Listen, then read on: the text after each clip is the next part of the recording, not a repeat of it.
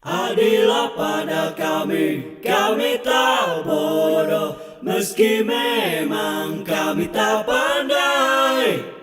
Tapi kami berjanji akan tetap mengkritik sesuai isi hati. Hei penguasa, ini kami rakyat jelata. Engkau ada untuk siapa? Hei penguasa, ini kami rakyat jelata. Mau sampaikan semua keluh kesah. Bekerjalah dengan hati, pakai empati. Jangan banyak intrik, apalagi bikin taktik. Bijaklah dalam membuat peraturan. Jangan sampai bikin aturan yang berat sebelah. 2025 tahun kehancuran Jokowi. Ancamannya bisa 20 tahun penjara hingga seumur hidup. Ngeri kali ini. Mungkinkah? Apa yang nggak mungkin? 2025 tahun kehancuran Jokowi.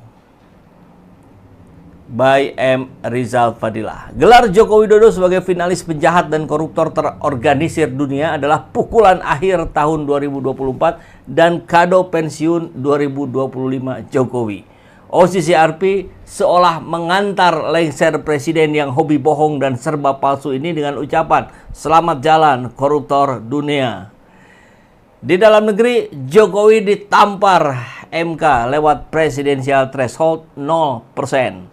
Rekayasa mengangkat dirinya sebagai presiden 2 periode dan anak yang menjadi wapres melalui presidensial threshold 20% telah berakhir. Patut kita syukuri ya, alhamdulillah. Keluarga Jokowi semakin tidak bermasa depan dan bakal dikejar oleh dosa politik di masa belakang. Kalau bicara threshold 0%, maka ya Kaisang juga berhak. Nanti diusulkan Kaisang sebagai calon presiden oleh PSI. Nggak apa-apa. Nanti saya yakin 2029 rakyat makin cerdas, rakyat makin melek media sosial, bahkan sampai ke desa-desa yang biasanya habis oleh politik uang. Saya kira ini akan tergerus oleh kesadaran berpolitik rakyat Indonesia. Saya yakin sekali itu. Wajah lesu Jokowi ketika menanggapi vonis OCCRP adalah sinyal akan berakhirnya masa kejayaan Joko Widodo di panggung kekuasaan. Meskipun mencoba mencari pegangan, namun semua mulai enggan dipegang. Awalnya PDIP yang memecat Jokowi, Gibran, dan Bobi. Lalu 9 naga pindah majikan. Tinggal Prabowo yang bertahan dan masih mahir bersilat lidah. Belum ada tanda-tanda Prabowo mandiri dalam arti lepas dari ketergantungan pada Jokowi. Bahwa Jokowi berkontribusi besar menyukseskan Prabowo sebagai presiden, semua orang tahu. Namun, semua orang juga tahu dan berharap bahwa Prabowo dapat menjadi dirinya sendiri, bukan boneka Jokowi, menemukan pusakanya sebagai seorang presiden. Kerjasama semestinya bersifat profesional, bukan emosional, apalagi spiritual yang berimplikasi pada perbudakan bahkan penghambaan. 10 tahun Jokowi memimpin membuat Indonesia semakin terpuruk. Pasca lengser, Jokowi masih mencoba menggeliat, namun bakal sulit untuk mampu berdiri tegak. Tahun 2025 penghukuman bermula dan akan bereskalasi. Setelah korupsi dunia, hasil investigasi OCCRP, maka gerakan untuk mendesak, usut kekayaan, dan asal muasal harta Jokowi akan berjalan. PPATK, BPK, KPK, Kejagung, bahkan kepolisian ditekan oleh publik untuk memeriksa.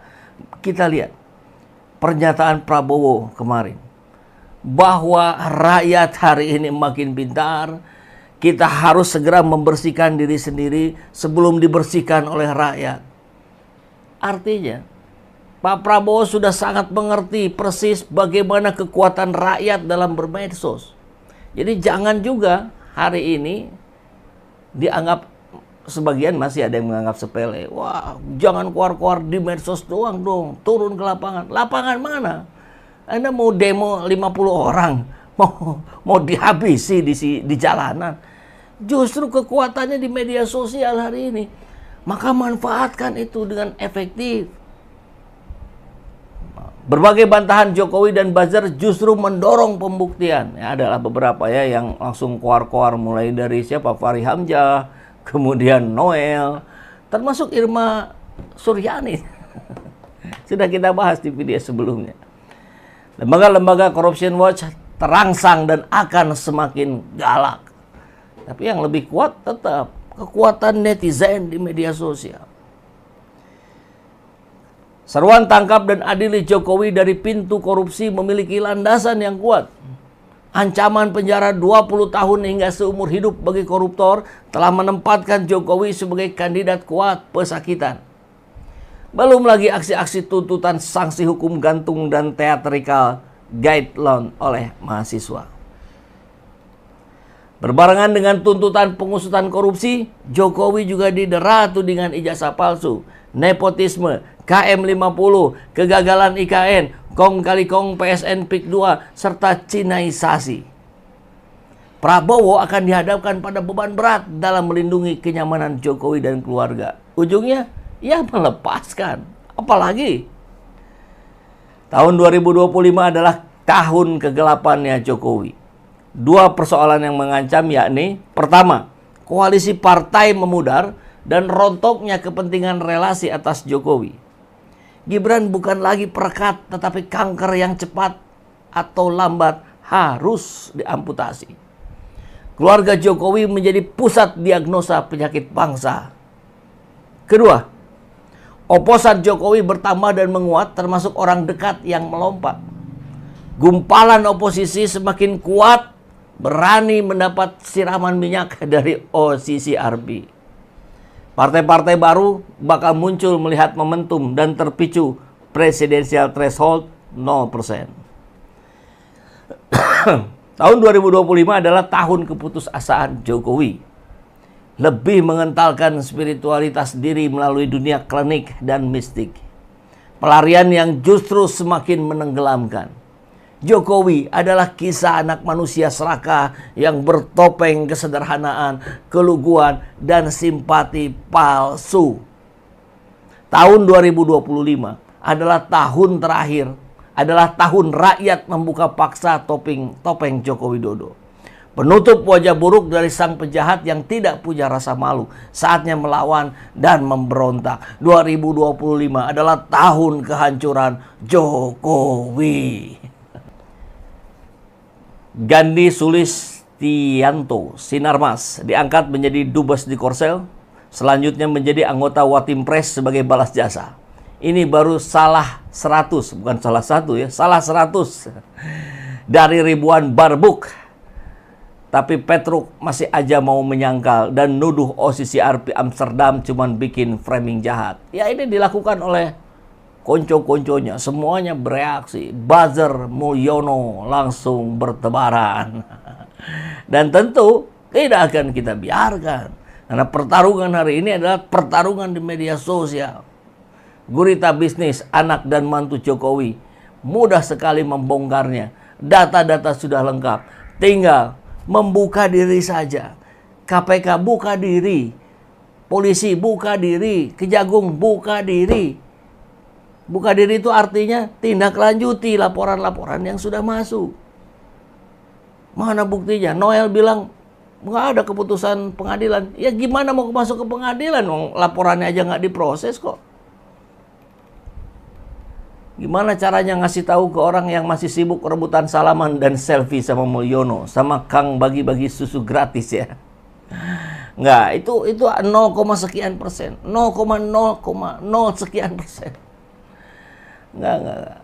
Itu sebagian kecil saja. KPK katanya, mau cara sopan atau cara instan? Kami netizen selesaikan bukti-bukti korupnya Mulyono. Ditantang ini. Kan lucu kayak kemarin kita sampaikan, KPK bilang, ayo silakan laporkan yang punya bukti penguat untuk kasus korupsinya Mulyono. Masa masih mau minta? Itu yang sudah ada saja di KPK sudah menumpuk. Di Barreskrim sudah menumpuk. Tinggal tindak lanjuti. Ya mudah-mudahan Pak Prabowo ada statement, kalaupun nggak di depan publik ya di belakang publik, nggak apa-apalah saya kira di belakang layar. Tinggal bilang itu ke pimpinan KPK, ya proses itu. Saya tahu Anda dipilih oleh Mulyono, tapi ini kan namanya Komisi Pemberantasan Korupsi.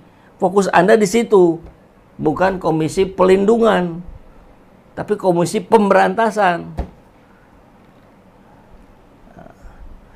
KPK sprindik sudah Jokowi.